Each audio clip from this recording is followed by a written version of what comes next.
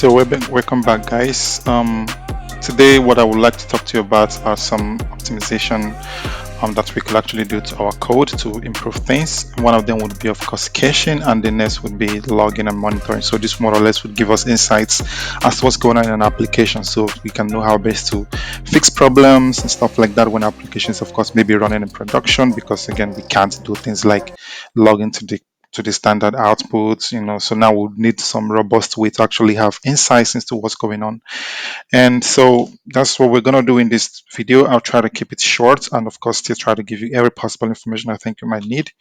So I would want to check out I'll call this optimization. Oh, I think I got that wrong. Optimization. Of course, I need to push a new branch. And we are now currently in this branch. And maybe I'll just close this. And now we'll just talk about caching and how we can actually proceed with this. So if you're wondering what caching means, so to be honest, in very simple terms, caching is still more or less what you do when you store file in, say, or when you store data in, say, a database, for example. The only major difference actually in principle is that you would need a data store that is faster, that is much faster to retrieve data than your primary store. So if you're caching, for example, if you're storing the data for your cache, if it's taking the same time as it would, for example, if you had stored that data directly in the database, then of course the aim has been defeated. So the main point, the crux of the matter is that we still store data the way we would while maybe storing in some primary store, but the point is that it has to be a much faster and quicker way to retrieve the data. So because of course the whole idea is to improve, to reduce more or less latency, reducing the time and resources required to fetch this data from the original source. And so again, the point is to improve response times, to reduce the load on our server, and of course, it also has to do with us improving scalability and of course fault tolerance. And for caching, I would probably want to talk to you about a few things. This would more or less be like some caching strategies. There are lots of it, but I would like to talk to you about these ones. So there is, if I can type today, there is, come on, there's in-memory caching, there is distributed, okay, distributed caching, there is file-based, it's exactly what it sounds like. That is file-based, and that is of course CDN. So I would really want to talk to you about these four. I think this should be more than enough as to what you need to get started. So with in-memory caching, of course, this is supposed to be like the fastest one because again, remember we said the point would be that it should be still similar to data store, but the whole crux of the matter is that it has to be much faster and quicker to retrieve the data stored in it. And that would make it, of course, an efficient caching. So that's why in-memory caching should, of course, be the most effective, efficient caching strategy, because of course this actually means that you're storing the data in the application memory, so it provides like lightning fast access to the cached data. But it's also really important to know that caching using this strategy is of course really volatile, because what it means is that when you restart your server, for example, then the whole data is lost. So we can maybe just take it one after the other. I'll show you like a quick way you can implement this if we wanted to go in this way, and then of course we'll wrap it up by talking about possible disadvantages and disadvantages why you may or may not want to go this route. Pretty straightforward. So to do that, I'm just maybe going to come over here and create a simple application, and then we can play around with it. And maybe I can come in down here and create a file, and I'm gonna call this cache.go. It's still gonna be within package main, of course. Come on, go away. It's gonna still be within the package main. And so what we can do now more or less is to show an example as to how we can do this. So it's gonna be pretty straightforward. I'm not gonna spend the whole evening just telling you how to maybe make this better. Of course, with the tutorials we've been doing so far, I think you should be able to, of course, do something quite interesting. So, but we can call this cache, some like this, and we can make a struct this way, and now we can decide what we want to store more or less. So normally we could probably store this as a string, so this would be what we would want to store. And maybe I call this cache data, for example, and then I can maybe, of course, cache data always needs an expiry time, so after which the data should just expire, more or less be deleted. Actually, that's the point. So this will represent our cache data, and now you can create our cache like this. We can use a sync map, create it like this. So this is going to represent our cache, and because with this sync map, of course, we'll probably we should be able to more or less store our data using a key and a value, because that's really the point. And of course, our value would be this, and the key would be anything we'll give it the time we set this up. I'm also guessing you know what a sync map is. More or less, it's still a map, but as you can see over here, it also provides us with a mutex, which means we can provide a lock to this cache and then manage who reads and writes into this map. That's really the point. And so in down here, I can maybe, of course, create my main function. I'm gonna use capital M because I don't want it to overlap with the one we have over here, because again, there should be the same. There should be only one function with same name within a package. Anyways, I'm also guessing you know that already. And so in here, more or less, is where we would write our code. So again, I say this is going to be really, really simple, but I just wanted to show you how this could be set up. So we set a value this way, pretty straightforward. Cache.store, we call this store arguments, and then of course we provide a key. I can call this key 1, whatever. And here I provide, of course, the value, and it's gonna, again, like we said, it's gonna be of type cache data. And value, now this is where we, if we wanted to store, let's say, JSON, for example, we can of course serialize this into and encode this into a string, and then we store the value in here. So I'm just going to pretend like this was actually some JSON that we encoded, more or less. And so I should be able to provide the values this way. What am I doing?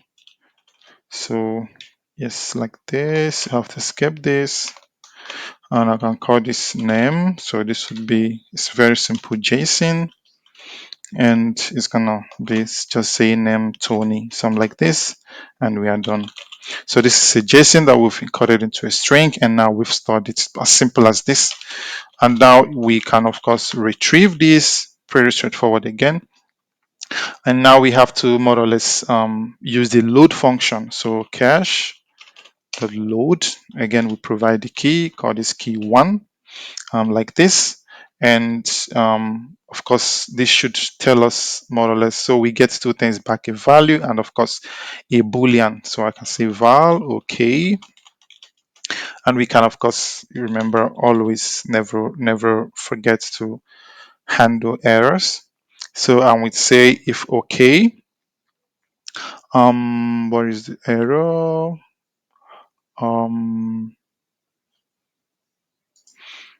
What happened? um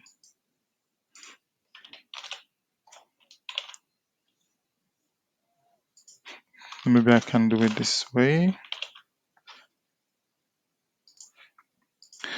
Okay, so now we can, of course, handle it this way, and we say if okay, if everything is okay. Now maybe what we can actually do is to, of course, get the data, and I can call this maybe cached data like this, and I get the value, of course, and I need to provide typecast it, more or less. So it's going to be of cached data. Did I call this date? Oh, that's my bad. Should be data actually.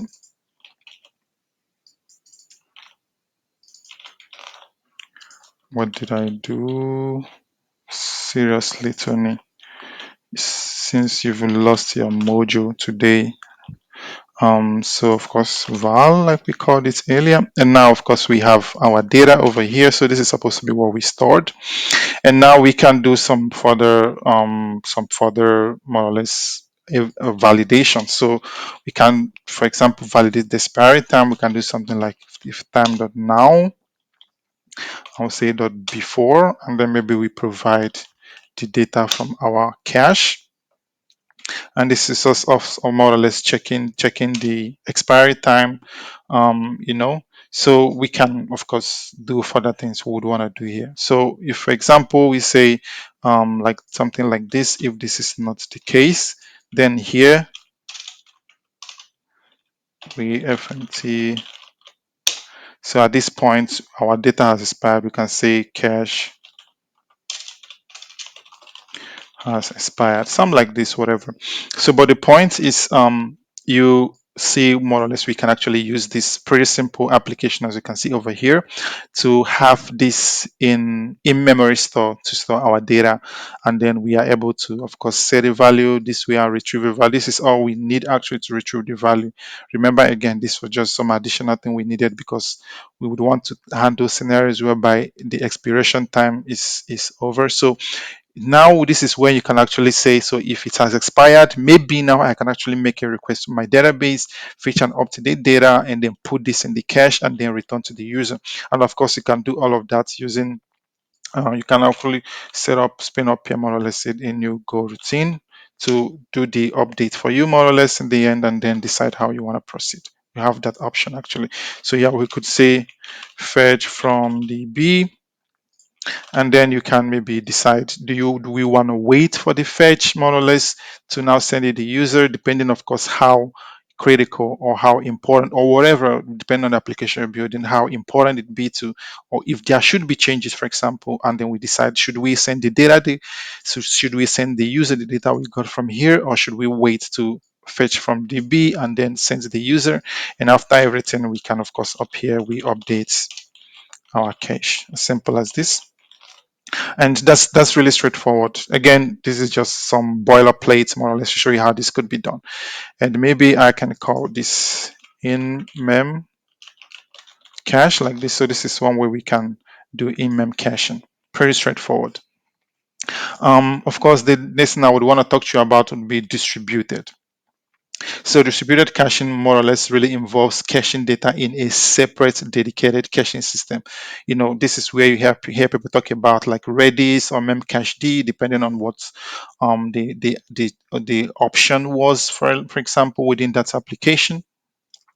And so this is really, really useful. Like if you have like a distributed or clustered environment where you have like different instances of your application needing to access the same cached data. Of course, if you look at what we do with our in-memory cache, if we have a fleet of servers that are being, let's say, managed by a Kubernetes cluster, then you would already imagine that each container would need to each container, of course, would use its own application memory to handle its own data. And of course, this would mean that if we are our fleet of our servers, of course, is behind the load balancer, then you can already imagine each of these servers would have different versions of their in-memory cache. So, but if we want everything, of course, from a distributed system, then this is where we use um, distributed systems, of course, like Redis or memcached. And again, these are really just simple key value stores, you know. And if you've never had anything to do with Redis, it's pretty straightforward. Trust me, I'm going to leave a link so you can of course read more about Redis. But if you've ever done anything before with key store, like Mongo, DynamoDB, or whatever, you are already like a couple steps into the door, more or less. It's also pretty straightforward. We can, like, what I can do also is maybe show you an example. So I can create a new function here and I can call this distributed like this, distributed. It should also be pretty straightforward. And the only thing, of course, would be that would need to you would need to have Redis more or less running in depending on how setup is, maybe in a container within our cluster, and then we can, of course, then be able, our application should then be able to establish a connection to this server, Redis server or whatever memcached, using the clients, like the befitting client. So in this case, it would be like Redis client more or less. So what we can actually do is to can show you pretty straightforward and easy how it is actually to work with, for example, Go Redis. So this will be the Redis client in Go. It's written this way. I think it's up.com, Go Redis like this. And now, of course, the main thing here would be to create a client. So this would be, of course, Redis.new. And I think I might need to I think I might need to install this first so I can get IntelliSense. So I can say redis dot come on new client. Okay, and now maybe I install this go more tidy, and hopefully this should be able to take care of this for us. And we have this installed. Awesome. So now, of course, this is not enough. We need to provide some configuration, more or less, as you can see over here. So we do that. It's also really pretty straightforward. So redis.options, and then this is where we provide the options. So now the address, this would be the address where our Redis server is running. So we could, of course, download Redis, run it locally, or maybe even like have everything, of course, if you're developing locally, to maybe set up or use Docker Compose, for example, how run Redis on a separate container, and then application a separate container, and then have it liaise with one another. However way the setup is, we can then point our application here to the address of the Redis server. And I'm going to assume that we have one running locally, pretty straightforward like this. So we provide the address, and of course we need to provide a password, and of course we need to provide, we can, if we have a DB setup, for example, we can specify that here, but we can also just put 0 to let Redis more or less use the default database. And in that case, it would, of course, I'm guessing you can already imagine, to make sense, of course, set the DB here. But that's the case. So now we have our clients. So again, pretty straightforward. So to set a value like this is also like quite straightforward. So we call client.set this way, like we did before. I can call this again key1, and then value. Now this is where we provide a value. Of course, you can see here's an interface. Let's say we also did something this way. Again, I can just copy this and put it in here, and that's totally fine. And of course, the last thing we need to add here will be the expiration, because again, it's pretty important that every value you store in a cache should have an expiration time. You don't want to cache data and then save it to your client for the next 1 month, even when data has already changed. This would, of course, be a really bad way to go, But I can maybe say I want to store my data for I don't know, for 2 minutes, maybe, like this. And that's really all we need to do to set a value. The next thing, of course, will be to handle error, which should be pretty straightforward if you ask me. So we can handle error like this. So if error like this, and then of course we need to have error over here like this. Is this a method? I don't think it is. Yeah, of course it returns an error like this. And now we say if this is not equal to nil, if this is not equal to nil, fmt. Again, I'm not handling this, I'm just leaving it this way so you can take care of this before. So, but again, this is all we need to add a value to our client. So we have our client that's set, and really that's it. That's pretty straightforward. And again, to retrieve this value, again, pretty straightforward. We still use, of course, the same clients. We say client.get. Again, we provide the key1, and that's really all. And what we get back should, of course, be our results. Again, we get to handle our error more or less. And let's just to be sure. Yes, read this comment. So I can call this maybe results like this. We have our result, and now we can handle our error. I'm just gonna maybe copy this again, put it in here, and I say if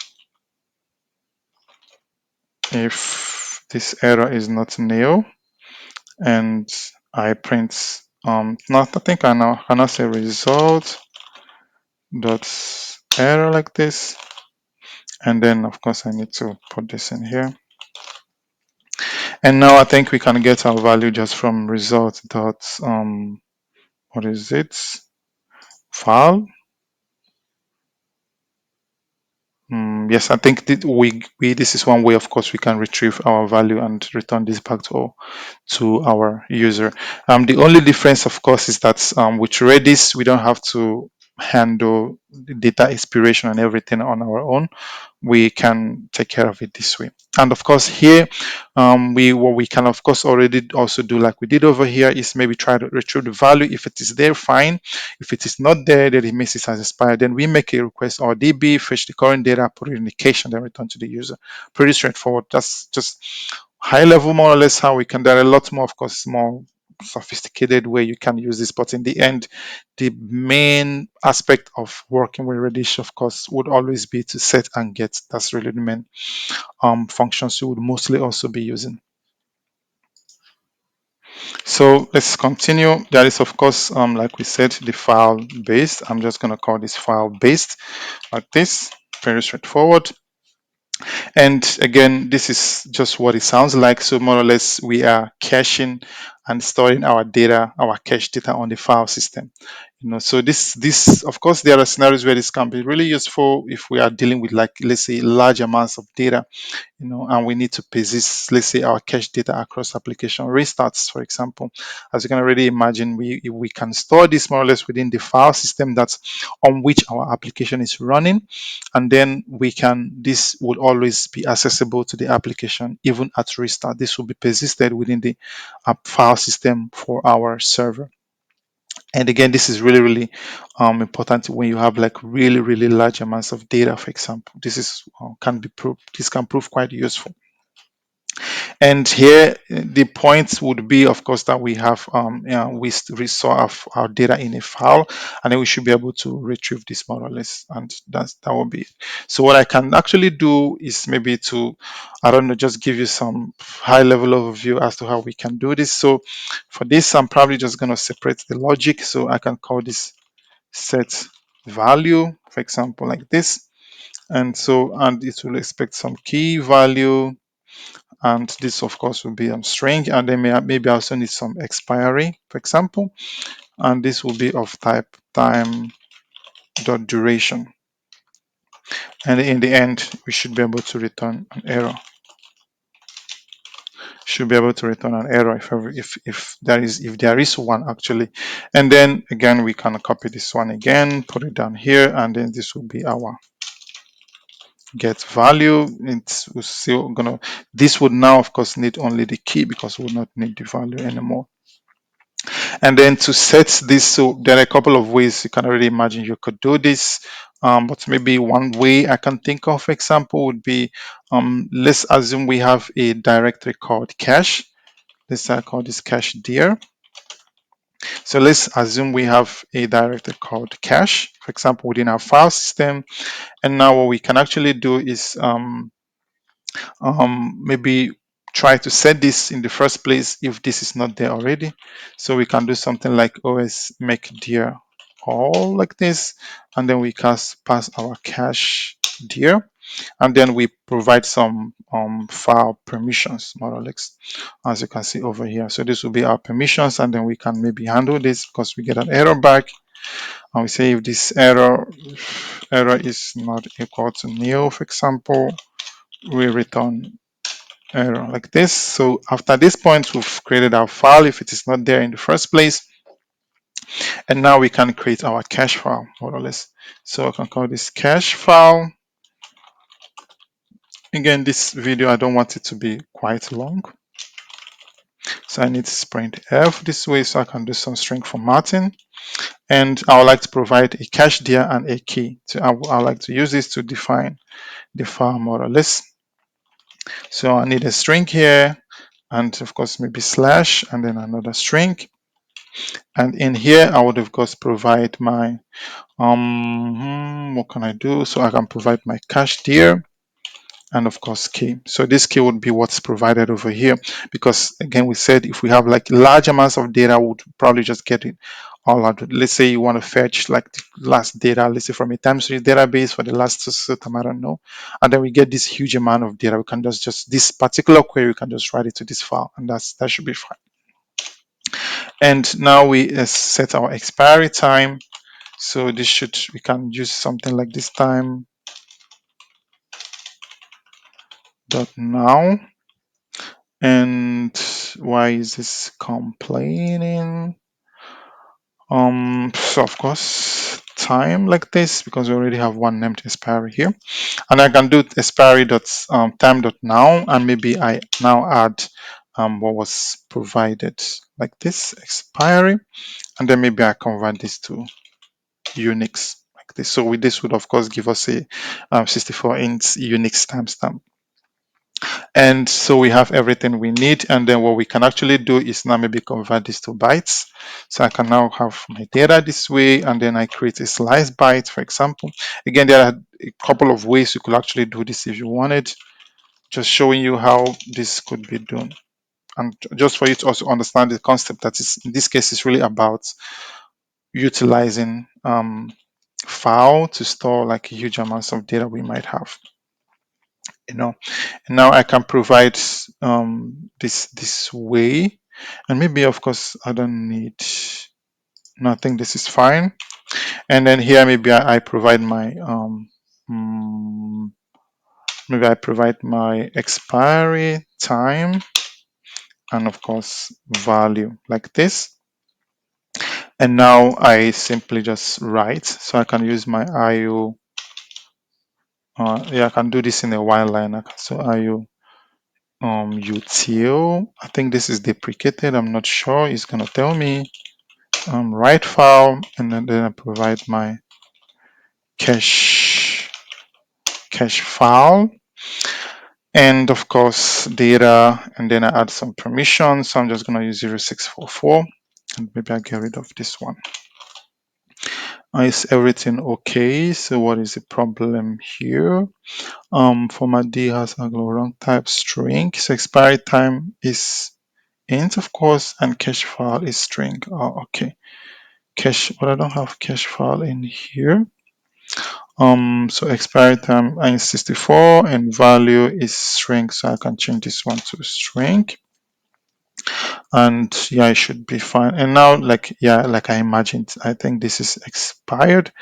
I think it should give us blah blah blah. So yeah, I should can use os.write file. So I can simply change this to os.write file. That should still be fine. So this is one way we can set our crazy long value here. And then maybe to get this again, we do something pretty similar. I don't think this should be so complex. Again, we need just the key. So again, I need the cache file, and I will need to parse. Okay, I would need to get this, of course, from our. We already have a folder where we are storing this, so we can actually use this to look into this. So I will look into my cache like this, and of course, now I would use my key, because if you remember, we use the key to more or less give the file name. So I can provide my key this way, and now I would have my cache file. And now I would again use my, I think I can use os.read file.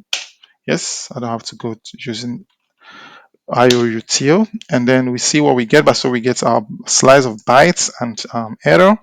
So I call this data and error. Again, we handle our error like this.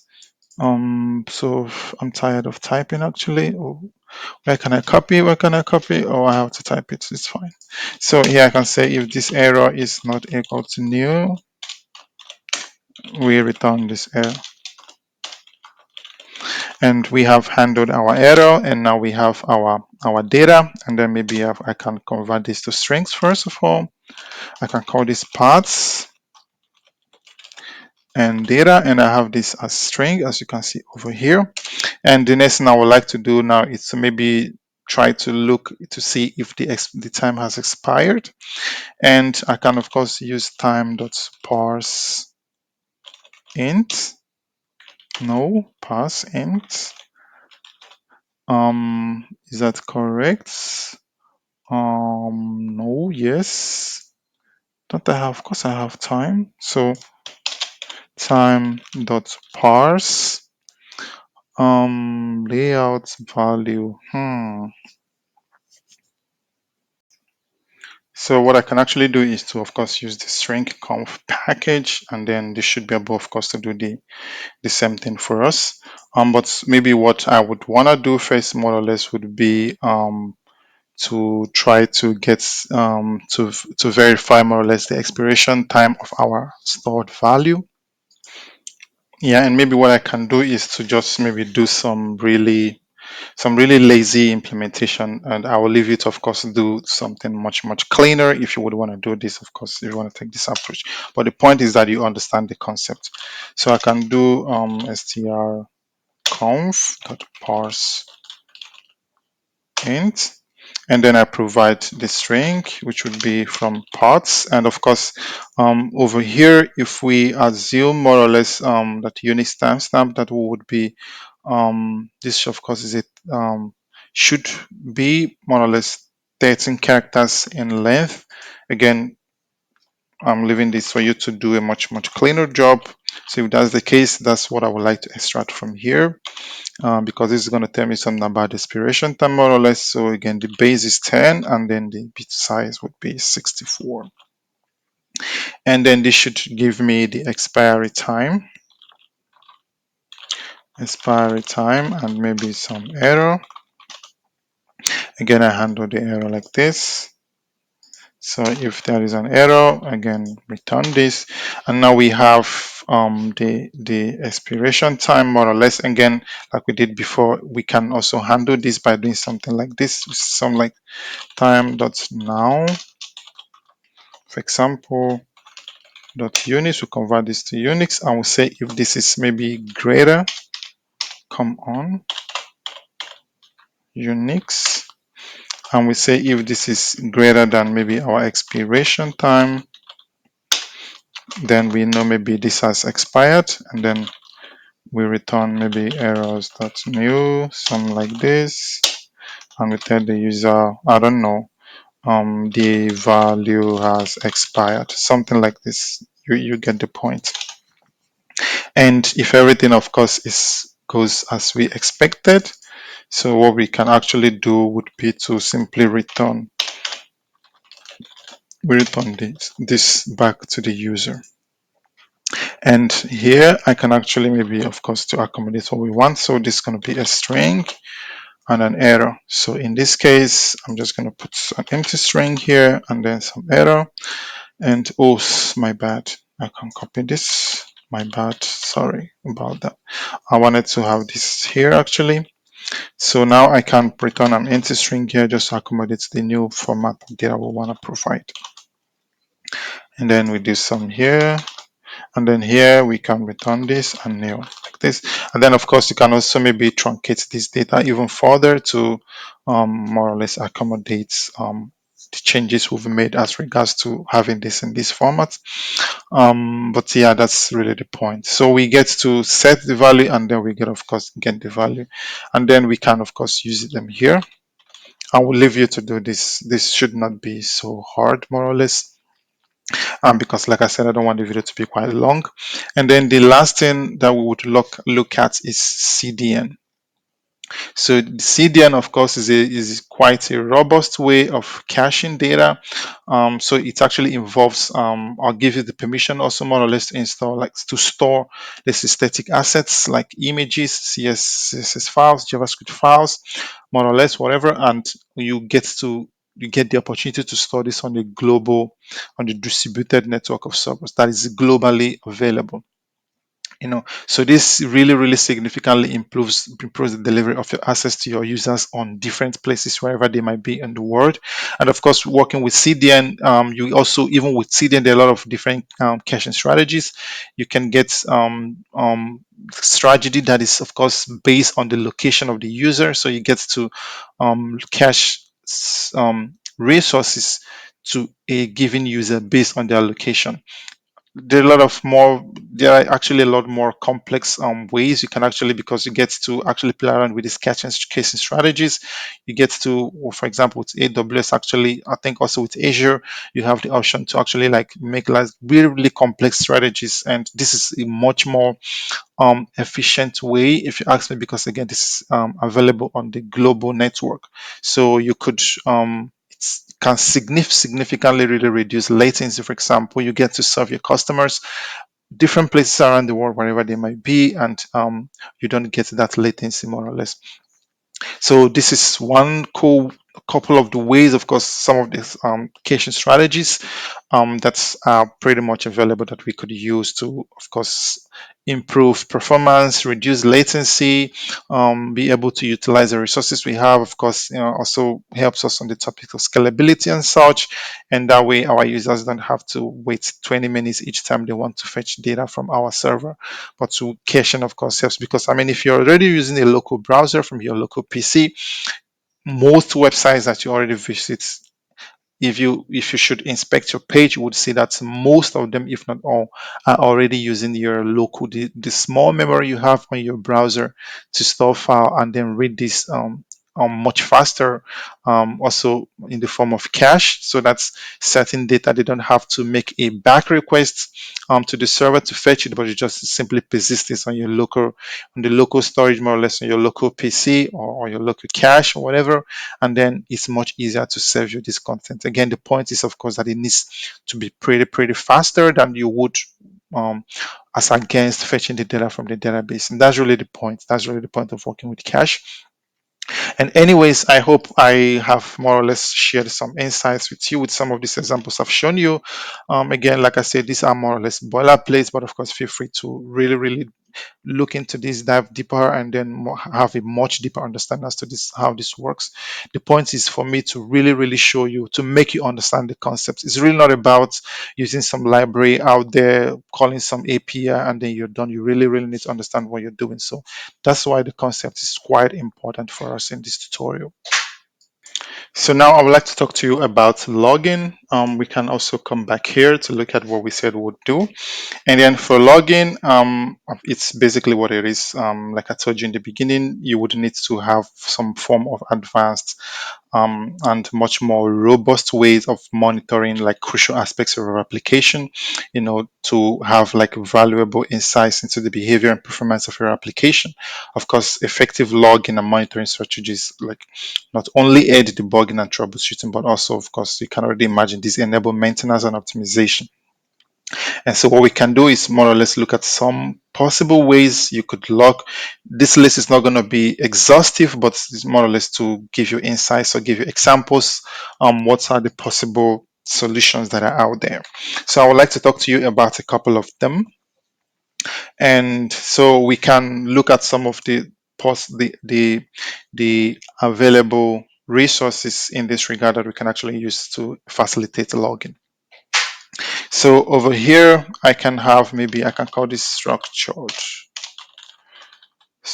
login with, we're going to look at Zap, the Zap library. And this is, of course, I think this is provided by Uber. We can look at app metrics, for example, and maybe with Prometheus. If you've never heard of Prometheus, I'm just going to give you a quite short introduction, more or less. We can look at some distributed tracing. I don't know if you've heard of Jaeger. We can look at this as well. And we can also maybe talk a little bit about log aggregation. And for this, there are a couple of options. So we have, of course, the ELK stack. I'm just going to put here ELK stack. So ELK in this case, of course, stands for Elasticsearch, Logstash, and Kibana. This is really industry standard stuff right here. But I'll just give you a quick insight into this, how this works. And then, of course, there's, of course, the concept of alerting and notification. So this notification, this can be achieved maybe using, there are a couple of ways, but one option might be to use Prometheus Alert Manager. So these are some of these few things I would want to talk to you about here. How you can, of course, use this to monitor and log your application. And so let's really jump right in. There's really no point to waste of time out here. And I'm just going to maybe probably go to our main file, which should be over here if I can find it. Oh, finally I found it. And over here, like I said, we'll look at Zap. So this is offering from Uber. So go to go.uber, of course, .org, and then we go to Zap. So this is where we can find this more or less. And then to use this in our application, it's quite simple. I can create a config this way, and I can go to Zap. I think it's called new production config, like this. Yes. And yeah, this will provide us some config. Maybe what I can do more or less now is to install this. So we can also get telesense. So go mod tidy, and they should install this for us, and we are good to go. So we have this. So according to SAP, of course, the whole point is that this offers a structured um, login more or less, but you still also have the option. You can actually use like the Prince kind of like style of login. And the points, like the easiest way, as you can see over here, to instantiate a logger would always be to use these methods. Start with new.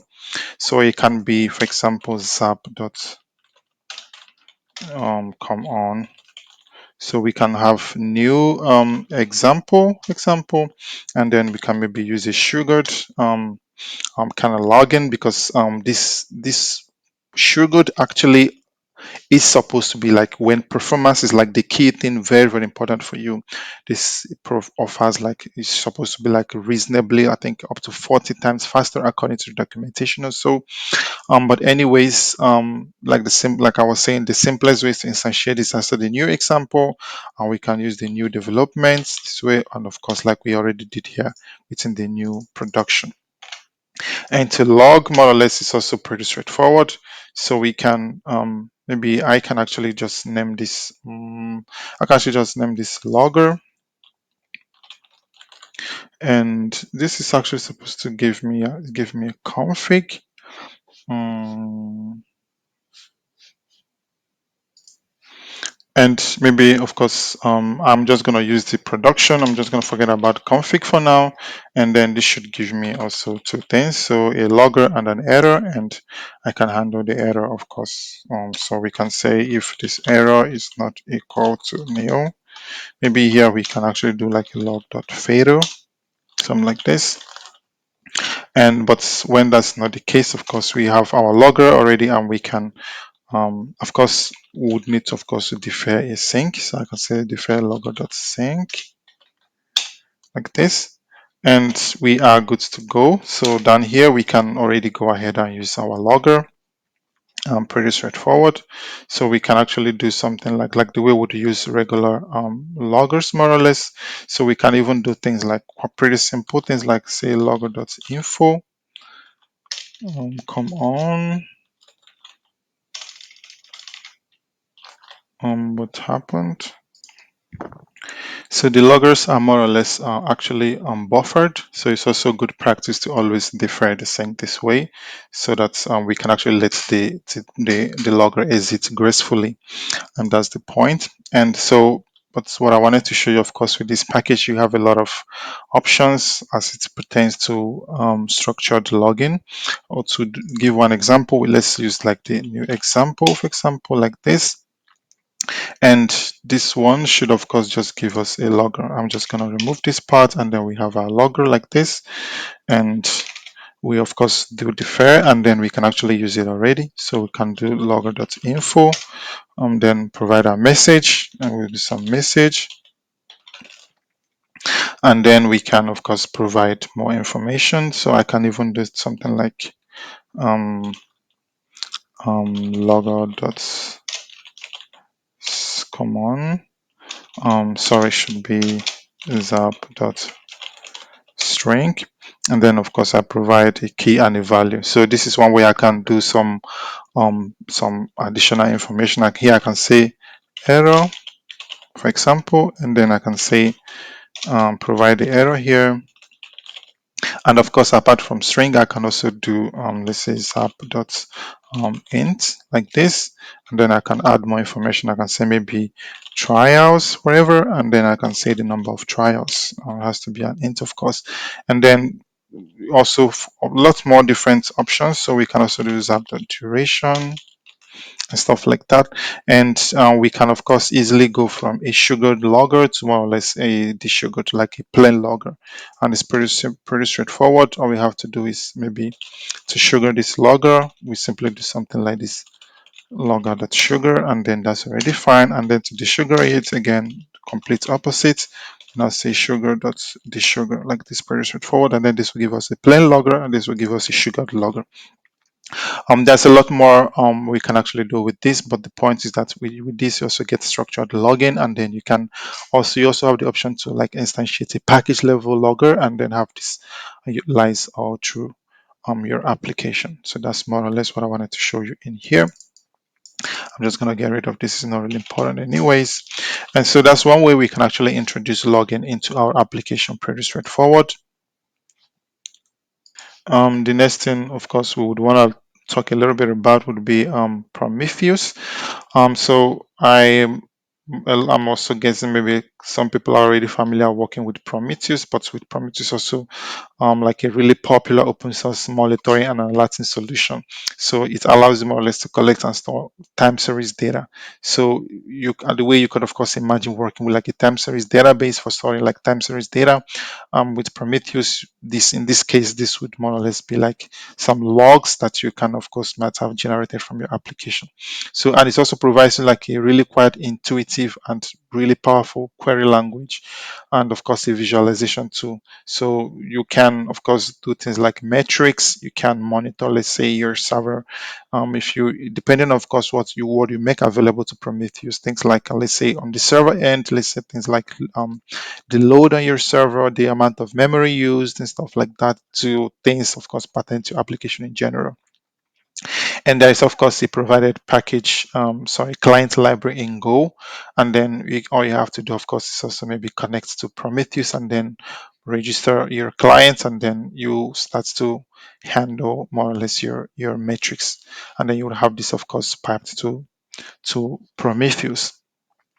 And then with Jaeger, it's also like an open source distributed tracing system. So it allows monitoring and troubleshooting. So in a much robust way. So it can also handle like compressed microservice based architectures. It's really cool when it comes to like tracing. Like for if you have like a complex setup where you have a lot of microservices, of course, each communicating with one another. Jaeger could really prove useful here. Again, it's open source, so it's also means that it's free. You would of course only need to run this in your own server. If you run this on the cloud, then you would be charged for the compute cost, not the solution itself. So again, it provides like a really comprehensive view of request flows across multiple services. So it also makes it a lot easier to identify like performance bottlenecks and of course root causes of your problems. I would leave the link because we can't of course explore all these examples in this tutorial because it's going to be really long, because these topics are themselves or should be different tutorial topics themselves, more or less, if you ask me. Anyways, the next thing, of course, would be elk. If you're again like at this one, even every simple attribute or every symbol of the different resources that make up the elk stack should also they themselves be like different separate tutorial topics. Where you have like Elasticsearch, Logstash, and of course Kibana, because again they are themselves like really complex tools that's handle of course production workloads. So you like to see really powerful combination of, like I said, different open source tools for log aggregation, analysis, and visualization. So visualization mostly happens with Kibana. And even Kibana itself also provides a query language called the KQ, Kibana query language. So that also makes it a lot easier to query your data, to also create alerts. For example, you can actually even pipe these alerts down to, let's say, Slack or emails or whatever. So like this, like the whole shebang actually all bottled up in this, if you ask me. It's like, again, a complete tutorial, should be a complete tutorial on its own. And then of course we have alerting and notification. So most of alerting also, like I said, can also already be done with Kibana, but in the end they offer, like, they try to solve the same problem, but of course using like quite unique approaches. And so that will be all. Of course, if you would want to know more of either of these topics, I would, of course, be happy to shed more lights into this, so I can maybe, of course, help you to understand this much better. Again, I'm going to provide a link to all of this, and then we hopefully this should be able to give you all the information you need, and you can also, of course, read up and then come back to me if you have questions and stuff like that. Anyway, guys, that will be all for this tutorial. I hope it was useful for you. We actually coming to the end. We have just two more things to talk about, and then which hopefully would wrap up this topic, and then we'll talk about other interesting topics as well, as it pertains to not just the programming language, but of course, like, the whole, not just Go, but maybe also about Rust, the whole concept about software development, different applications, IoT, whatever the case may be, of course, as I might have maybe come across it in my journey so far. Anyway, guys, that will be all for now. And until next time, of course, have a lovely evening and bye bye.